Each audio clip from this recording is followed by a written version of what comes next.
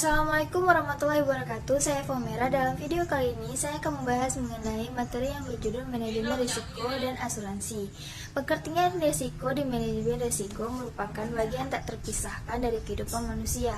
Ada pepatah mengatakan, tak ada hidup tanpa risiko. Risiko dapat ditafsirkan sebagai bentuk ketidakpastian tentang suatu keadaan yang akan terjadi nantinya dengan keputusan yang diambil berdasarkan berbagai pertimbangan. Pada saat ini, manajemen risiko adalah bagian penting dari strategi manajemen semua perusahaan. Proses di mana suatu organisasi yang sesuai metodenya dapat menunjukkan risiko yang terjadi pada suatu aktivitas menuju keberhasilan di dalam masing-masing aktivitas dari semua aktivitas. Fokus dari manajemen risiko yang baik adalah identifikasi dan cara mengatasi risiko. Sasarannya untuk menambah nilai maksimum berkesinambungan organisasi.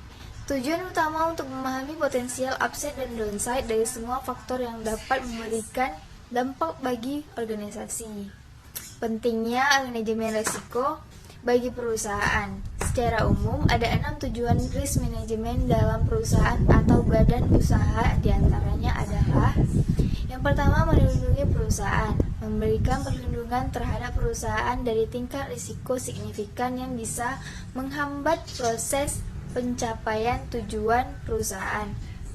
Yang kedua, membantu pembuatan kerangka kerja membantu dalam memproses pembuatan kerangka kerja, manajemen risiko yang konsisten atas risiko yang ada pada proses bisnis dan fungsi-fungsi di dalam sebuah perusahaan. Yang ketiga, mendorong manajemen agar proaktif dalam mengurangi potensi risiko dan menjadi manajemen risiko sebagai sumber keunggulan bersaing dan kinerja perusahaan. Yang keempat, sebagai peringatan untuk berhati-hati, mendorong semua individu dalam perusahaan agar bertindak hati-hati dalam menghadapi risiko perusahaan demi tercapainya tujuan yang diinginkan bersama. Fungsi pokok manajemen risiko. Yang pertama, menemukan kerugian potensial, artinya berupaya untuk menemukan atau mengidentifikasikan seluruh risiko yang dihadapi oleh perusahaan. Yang kedua, mengevaluasi kerugian potensial, artinya melakukan evaluasi dan penilaian terhadap semua kerugian potensial yang dihadapi oleh perusahaan. Yang ketiga, memilih teknik atau cara yang tepat untuk menentukan suatu kombinasi dari teknik-teknik yang tepat guna menanggulangi kerugian. Pada pokoknya ada 4 cara yang dapat dipakai untuk menanggulangi risiko, yaitu mengurangi kesempatan terjadinya kerugian, meretensi, mengasuransikan, dan menghindari.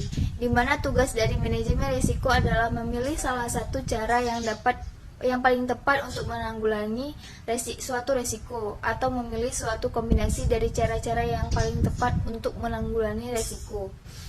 Hubungan antara risiko dan asuransi, yang mana kedua ini memiliki hubungan langsung yang substansial dan strategis.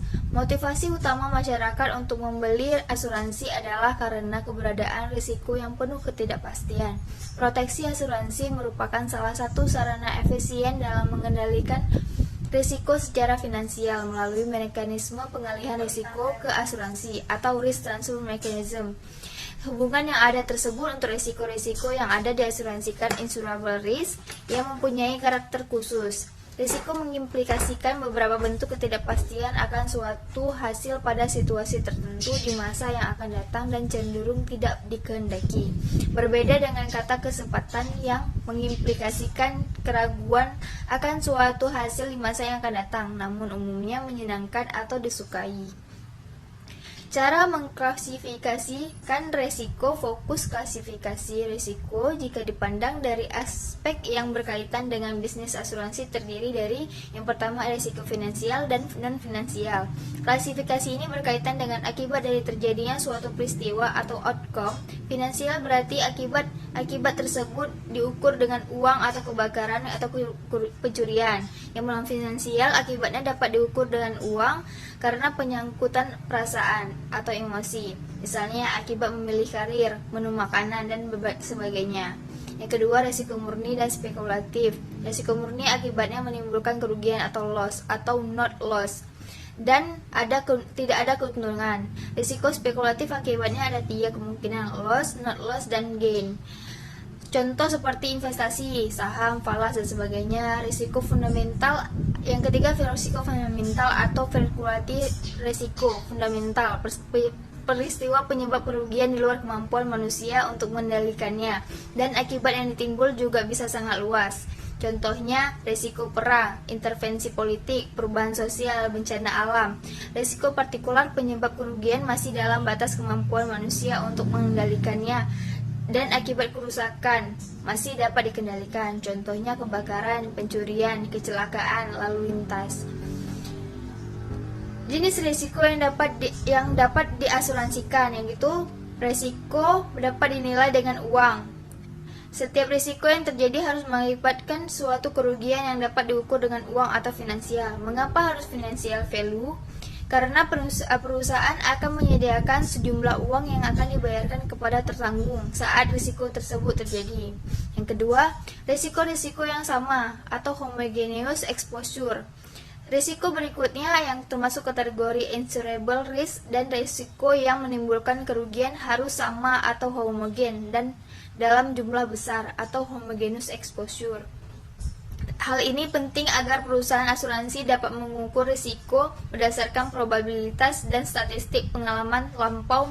Misalnya, bila risiko yang sama hanya berjumlah di bawah 5, maka kontribusi atau premium menjadi besar, sedangkan bila exposure-nya makin banyak, maka kontribusinya menjadi semakin kecil. Hal ini berkaitan dengan doktrin asuransi tentang hukum bilangan besar atau law of the large number.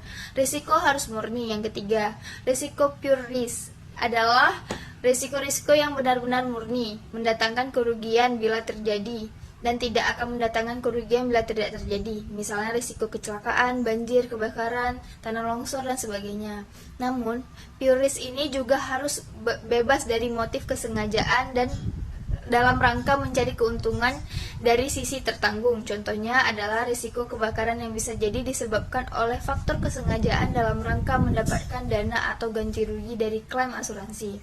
Risiko-risiko yang lain yang sifatnya spekulatif yang mengandung kemungkinan memperoleh keuntungan atau gain atau profit pada umumnya juga tidak dapat diasuransikan, termasuk risiko kekalahan dalam berjudi adalah insurable risk. Yang keempat, risiko khusus dan fundamental. Risiko khusus adalah risiko apabila terjadi menimbulkan kerugian yang dapat terukur dan dapat diukur dan dikendalikan. Contohnya adalah tabrakan, kecelakaan kapal, ledakan turbin. Pada umumnya, semua risiko khusus dapat diasuransikan, tetapi tidak dapat risiko-risiko fundamental. Yang kelima, risiko tiba-tiba dan tak terduga, yaitu risiko yang apabila terjadi menimbulkan kerugian atau kerusakan yang tiba-tiba dan tak terduga dari sisi pihak tertanggung. Risiko meninggal dunia adalah salah satu contoh dari risiko ini. Kematian memang merupakan peristiwa yang pasti dialami oleh setiap manusia, tapi kapan kematian itu akan datang, itu bisa saja tiba-tiba dan tak terduga. Oleh karena itu, risiko meninggal dunia termasuk dalam insurable risk yang ditanggung oleh bisnis asuransi jiwa. Yang keenam, risiko kepentingan asuransi. Risiko insurable interest adalah risiko yang apabila terjadi mengakibatkan kerugian finansial bagi pihak tertanggung. Dengan kata lain, orang yang hendak mengasuransikan risiko itu harus mempunyai insurable interest pada risiko tersebut. Jadi risiko kerugian atas kebakaran yang terjadi hanya berlaku terhadap rumah yang dimiliki oleh tertanggung, sehingga tidak termasuk rumah tetangganya, maupun meskipun dampak kebakaran tersebut menyebabkan kerugian dan kerusakan rumah bagi tetangganya. Yang ketujuh, tidak bertentangan dengan ketertiban umum. Semua bentuk kerugian yang terjadi akibat risiko yang bertentangan dengan ketertiban umum otomatis tidak dapat diasuransikan atau insurable risk. Misalnya risiko kerugian finansial akibat ditilang polisi tidak bisa dibayar dengan asuransi.